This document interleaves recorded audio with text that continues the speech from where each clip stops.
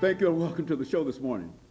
The topic this morning is Church Women United, and we're fortunate to have with us this morning two members of Church Women United to talk about that organization and the influence that the organization is having throughout the nation and indeed throughout the world. First of all, we have Reverend DMcWhirter. Reverend McWhirter is the Vice President of Church Women United, and of course with Reverend DMcWhirter is Miss Beverly Garrett Shaw.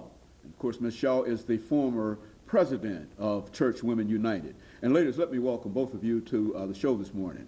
Thank you. Thank you. And tell you how delighted we are to have you here with us. We're glad to be here. What we'd like to do today is to give our audience some idea of Church Women United. And of course, we know that the two of you have been involved with this organization for a long time, but there might be some who might not know that much about Church Women United, and we want to give both of you an opportunity to tell our audience about this great organization. But before we do that, Reverend McWhirter, let's give you and Mrs. Shaw an opportunity to talk about your background, your education, and some of the things that were important that eventually led you to leadership positions in this organization. We'll start with you, Reverend DMcWhirter, and of course we'll allow Mrs. Shaw to give us the similar kinds of information dealing with her background. Let's start with you. Okay, well, I think like most women in Church Women United, I grew up in the church.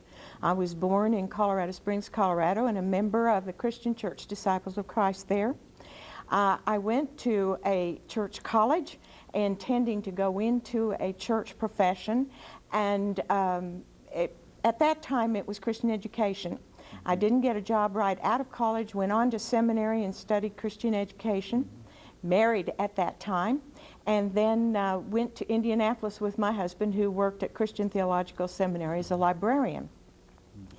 And at that time, I decided to take a job as a preschool teacher. And for the next 14 years, that was my ministry. When we moved to Nashville in 1976, I didn't have a job or any place to go and anything to do. So eventually, I taught preschool for 3 years. But I was ready for something else and heard that I could go back to seminary.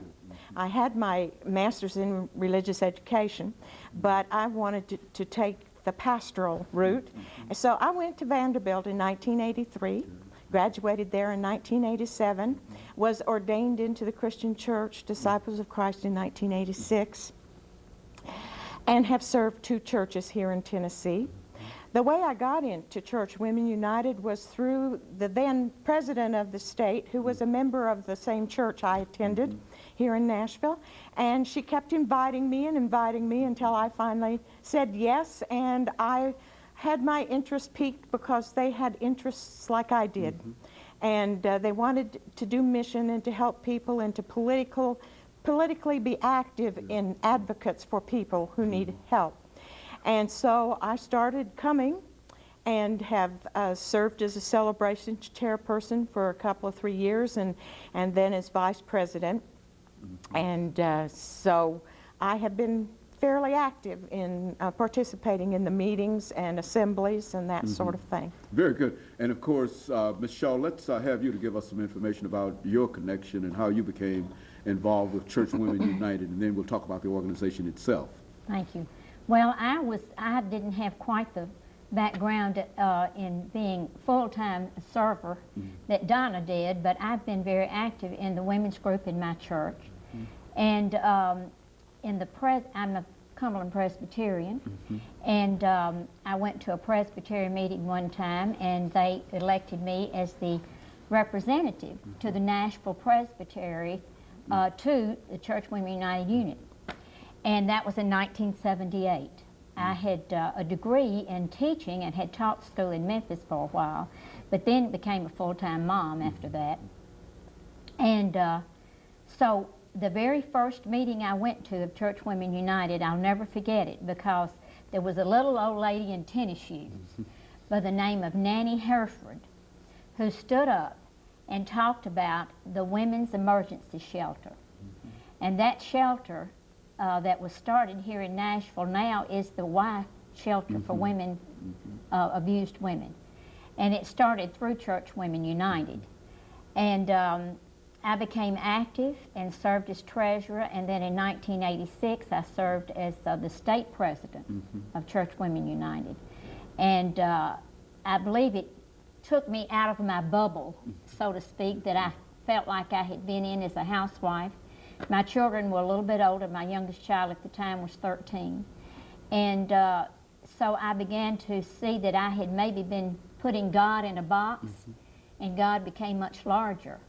And the global issues that I was not even aware about became pertinent to me.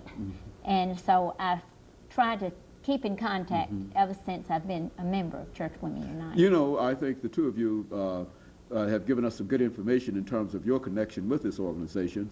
But, you know, I don't think that many folks are familiar with Church Women United, understand the impact that this organization has had.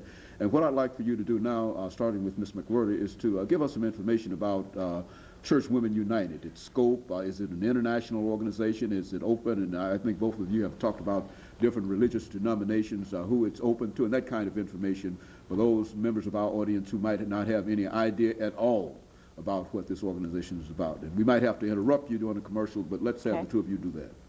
Well, it's actually a global organization begun on Pearl Harbor Day, December 12, 1941, after the Japanese bombed Pearl Harbor. And they went ahead and met, even though that had taken place, and it was probably a very strong emphasis on what this organization was bound to do, to be involved with justice and peace issues. And it's interdenominational, interracial. We wish that today our president and ex-president could have been here, because Mona is a member of First Baptist Capitol Hill, and Rosemary Brown is a minister in the Methodist Church, serving two churches here in the area. And so that was the beginning, and it became a worldwide organization. And today we have many things that we do particularly together, and one of the main ones is the World Day of Prayer. And I think Beverly can best tell you about that, because she has been involved with that. Very good. Let's talk about the World Day of Prayer, because I think that's coming up quite soon, is it not, Michelle? Well, actually, it was held here in Nashville on March 1st. And it is a global endeavor. It was started back in 1887 by a Presbyterian lady by the name of Mary Ellen James, who called the entire country to a day of prayer and fasting. And after that it snowballed and went worldwide. And then in 1967 they started what they call the International Committee for World Day of Prayer. And women come from all over the globe to this committee, and they plan the themes for church women, for World Day of Prayer. And World Day of Prayer is monitored here in the United States by Church Women United. That's the connection with Church Women United. But the main thrust is that we have informed prayer. And there are countries all over the world that write the programs. And this one this year of 2002 was written by the women of Romania. And the title was Challenge to Reconcile. And it seems as if the Holy Spirit interprets all of the themes, and as they come about, they plan them years in advance. But as they come about, there are many global issues that seem to be spoken to through appropriate to that. Appropriate. It's just uncanny how it comes about. Very good. And of course, let me make preparations, ladies, for our first commercial break, after which we'll come back and we'll deal with other aspects of this organization. And we'll be back with our audience following this very, very short commercial break.